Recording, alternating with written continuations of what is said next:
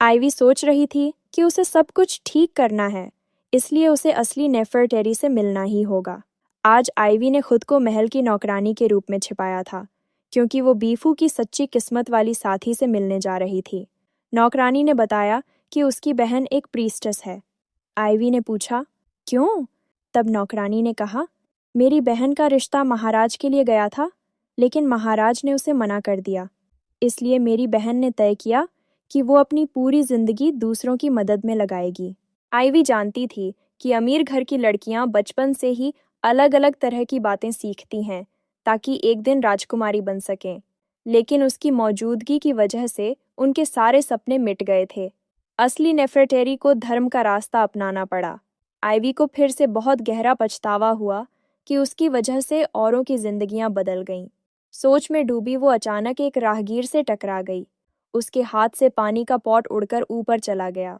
सौभाग्य से एक आदमी ने फौरन रिएक्ट किया। उसने आइवी को संभाल लिया, जो गिरने ही वाली थी, और साथ ही पानी का पॉट भी पकड़ लिया।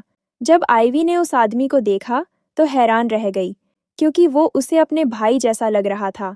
आइवी अपने आप को रोक नहीं पाई और उसे जोर से गले लगा लिया। आइवी ने कहा, मुझे तुम्हारी बहुत याद आई भाई। आदमी मुस्कुराया और बोला, मिस, मैं आपका भाई नहीं हूँ, लेकिन अगर आप चाहें तो कुछ वक्त साथ बिता सकता हूँ। आइवी ने झटके से उसे धक्का दिया। तुम मेरे भाई नहीं हो, वो हंसते हुए बोला। अरे मिस, मैंने कब कहा कि मैं तुम्हारा भाई हूँ?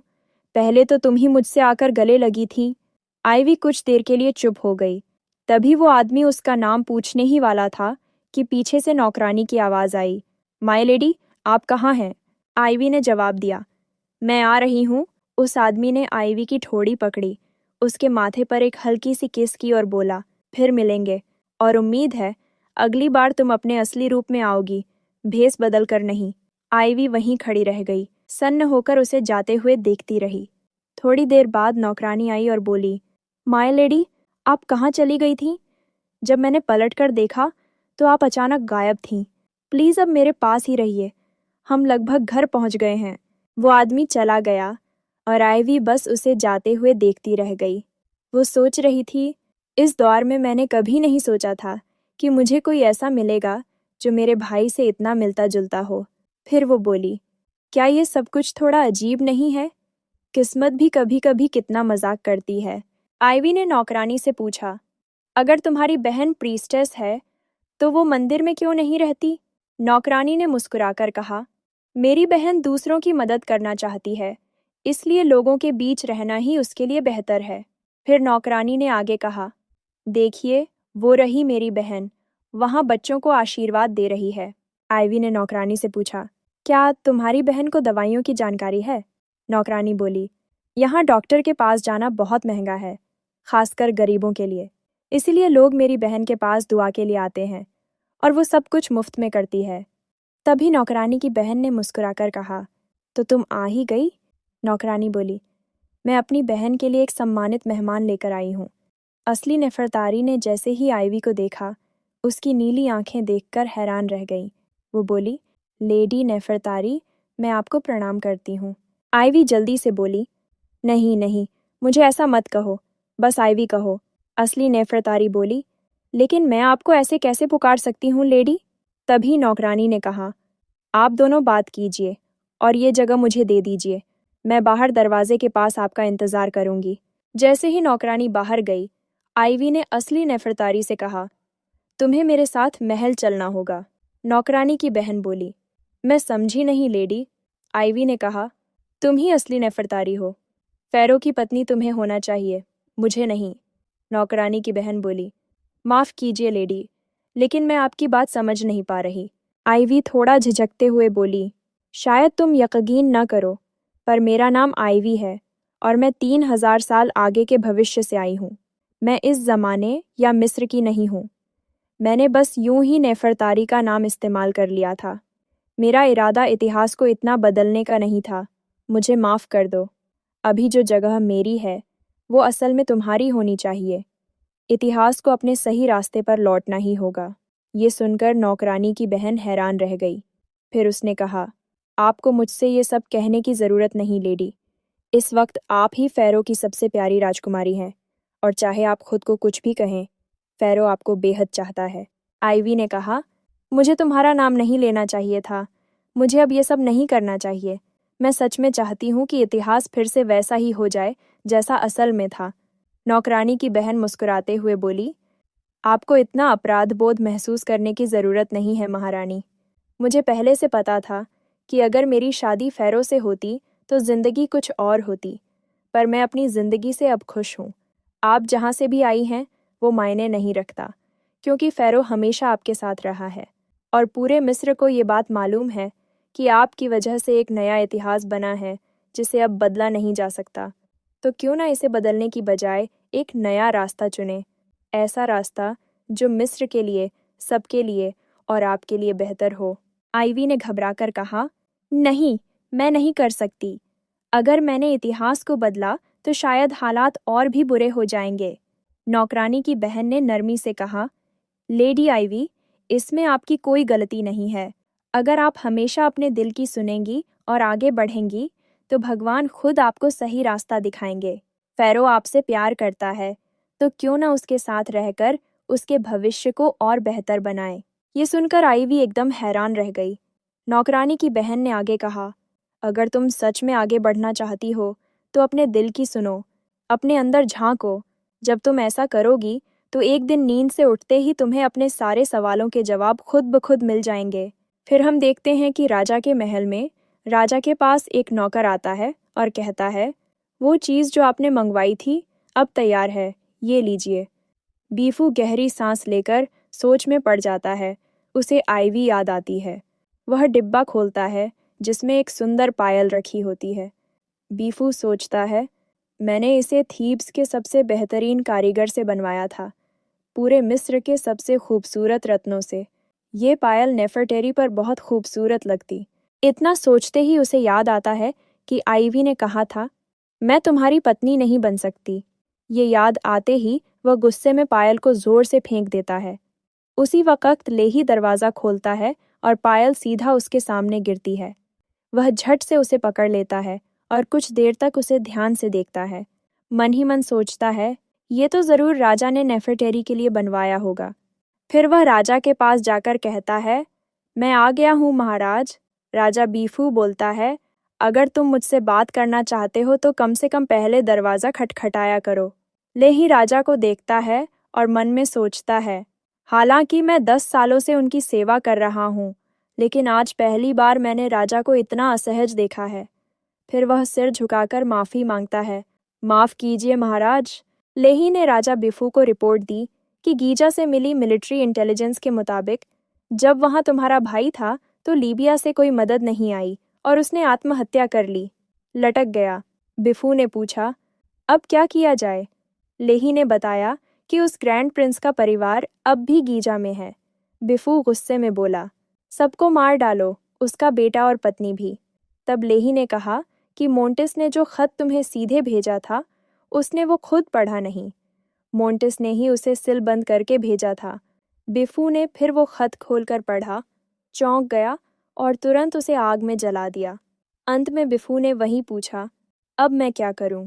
ऐसा लग रहा था कि मोंटिस ने उस लीबियाई साजिश के दोषियों का पता लगा लिया और सब कुछ कंफर्म कर दिया। लेही ने बस कहा, जो हो गया, अब फर्क नहीं पड़ता। राजा, बीफू बोला, मुझे अभी कुछ काम है, निकल जाओ। लेही ने एक पायल राजा को दी। राजा ने कहा, इसे यहीं रखो।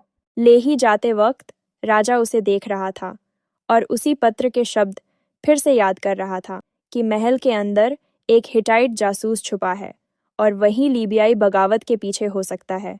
बीफू हंसते हुए सोचता है, इंटरेस्टिंग, मतलब अब उसे कुछ और वक्त मिल गया। बीफू के मन में ख्याल आया कि उसके दादा परदादा को ही घृणा थी कि मिस्र नील से आगे नहीं बढ़ पाया। सेटी वन ने बहादुरी दिखाई पर हिटाइट रोक न पाए। अब बीफू की मुट्ठी बंद हो गई।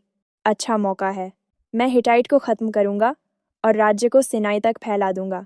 आइवी नौकरानी के साथ पैलेस वापस आ जाती है। नौकरानी दरवाज़ा खोलकर कहती है, ठीक ठाक पहुंच गई हो आप, हाइनेस। प्लीज़ मुझे फिर से तुम्हें बाहर नहीं निकालना पड़े। अगर फराओ को पता चल गया तो मेरी तो खैर हो जाएगी। आइवी उससे पूछती है क्या तुम्हें मिस्र की राजनीति के बारे में कुछ पता है? नौकरानी बोलती है। मैं तो बस कमरे साफ करती हूँ। कुछ नहीं जानती लेडी। आप मेरी पहली मालकिन हो जिनकी मैं सेवा कर रही हूँ। तभी आइवी पूछती है, हारेम के पास तुमने कभी लेही को देखा है? नौकरानी कहती है, माफ कीजिए, लेकिन हमने उन्हें नहीं देखा। आइवी सोचती है, वाकई, अगर उस दिन मैंने गलती नहीं की तो जो आदमी वहां था वही लेही ही था। उसके वहां आने की कोई खास वजह जरूर होगी। आइवी नौकरानी से पूछती है, लेही शुरू से ही मिस्री है ना? नौकरानी थोड़ी घबराई हुई बोलती है, हाँ हाँ, लॉर्ड लेही तो मिस्री ही है, और क्या हो सकता है? आइवी सोचती है, अच्छा, शायद मैं ही गलत थी। फिर नौकरानी कहती है, असल में सुना है कि लॉर्ड लेही मिस्र और हिट्टाइट दोनों खून का मिला जुला है। वो फराओ सेटी I के भाई निको और एक हिट्टाइट बंदी की संतान है। सुना है उस बंदी के साथ गलत हुआ था और इसी वजह से लॉर्ड लेही का जन्म हुआ, लेकिन जन्म के थोड़े ही समय बाद उसने खुदकुशी कर ली। आइवी पूछती है, तो अब निको कहाँ है? नौकरानी बताती है, 6 साल पहले जर से मर गया। आइवी सोचती है, अगर ये अफवाहें सच हैं तो शायद लेही ही जासूस है। हो सकता है वो हिट्टाइट के साथ मिलकर बदला लेने की साजिश कर रहा हो। क्या बिफू को इसके बारे में पता है? अगर जो टेबल पर लिखा था वो सच है तो हिट्टाइट का कोई दूसरा प्लान भी जरूर होगा। पहली बगावत सिर्फ पहली चाल थी, इसका मतलब हिट्टाइट का इसमें हाथ है। अगर मैं ये सब जानती हूँ तो बिफू भी ऐसा ही सोचेगा, है ना? तभी दरवाज़ा खुलता है। नौकरानी आती है और अचानक किसी ने आइवी को खींच लिया। यह हमारा मेन लीड है। बिफू तुरंत आइवी को अपनी बाहों में उठा लेता है। आइवी का चेहरा लाल हो जाता है। बिफू नौकरानी से कहता है, तुम अब यहाँ से चली जाओ। नौकरानी दरवाज़ा बंद करके चली जाती है। बिफू आइवी की विग देखकर पूछता है, तुमने जानबूझकर विग पहना था? कहाँ गई थी? आइवी थोड़ी हिचकिचाती है और कहती है, मुझे तुम्हें क्यों बताना चाहिए? फिर अपने मन में सोचती है, मैंने ये क्यों कहा? कितना बेवकूफ़ी भरा काम किया। मैं नहीं चाहती थी कि वो पूछे, और वैसे भी अगर बता भी दूं तो कुछ नहीं कर पाएगा। जैसे ही आइवी ने वो बात कही, उसे तुरंत पछतावा हुआ। उसने सोचा, मुझे बिफू से ऐसा नहीं कहना चाहिए था। मैं उसे और परेशान नहीं करना चाहती थी। बिफू ने उदास होकर उसके हाथ छोड़ दिए। आइवी जल्दी से पीछे मुड़ी और समझाने लगी, लेकिन तभी वो बिफू के बहुत करीब आ गई। वो घबरा गई और जल्दी से पीछे हट गई। उसने कहा, जो मैंने पहले कहा था वो बस गुस्से में कहा था। मैं बस चाहती हूँ कि तुम भरोसा करो कि मैं हमेशा तुम्हारे साथ हूँ। फिर आइवी ने बिफू को बताया कि महल में कोई अंदरूनी जासूस है। शायद लेही ही वही है जो उसे नुकसान पहुंचाना चाहता है। बिफू ने ज्यादा कुछ नहीं कहा, बस शांत स्वर में बोला, बिना सबूत के जल्दी फैसला लेना बेवकूफ़ी होगी। इससे बस दुश्मन सतर्क हो जाएगा। आइवी ने बिफू के व्यवहार से समझ लिया कि शायद उसे पहले से अंदाजा है कि किसने साजिश रची है, पर फिर भी वह चाह रहा था कि आइवी मदद करे। बिफू ने कहा कि चिंता मत करो, तुम्हारी सबसे बड़ी मदद यही है कि तुम खुद को सुरक्षित रखो। बोलकर वह उसी दिन आइवी के कमरे से निकल गया। लेही नियमित रिपोर्ट देने आया। उसने बताया कि हिट्टाइट ने राजकीय दूत भेजे हैं और मिस्र हिट्टाइट के रिश्ते अभी नाजुक हैं। लेही ने कहा कि बिफू को खुद इस मामले को संभालना चाहिए। यह संवेदनशील मामला है। बिफू ने लेही की बात पर तुरंत आगे चर्चा न करते हुए मोंटेस की तारीफों के बारे में सोचना शुरू किया। अब मोंटेस को इनाम देने का वक्त था। लेही ने सुझाया कि मोंटेस को 5 फौजों का गवर्नर बनाओ। बिफू का अपना एक आइडिया था, मोंटेस को एक पत्नी देना। जैसे ही उसने बताया कि दुल्हन हिट्टाइट राजकुमारी हो सकती है, लेही चौंका और लगा कि यह गलत साबित हो सकता है। वह इसे ठीक तरह से समझना चाहता था, पर कोई बढ़िया बहाना न मिला। देश भर में कहा जाता है कि फराओ का दिल सिर्फ नेफरटेरी के लिए धड़कता है। हिट्टाइट राजकुमारी अनदेखी रह गई थी। लेही ने विनम्रता से कहा कि राजा को पहले उससे पूछ लेना चाहिए, उसकी भावनाएं क्या हैं। बिफू ने जवाब दिया कि यह उसके लिए अच्छा होगा, खूबसूरत रिश्ता बन सकता है। फिर लेही ने प्रणाम करके चल दिया।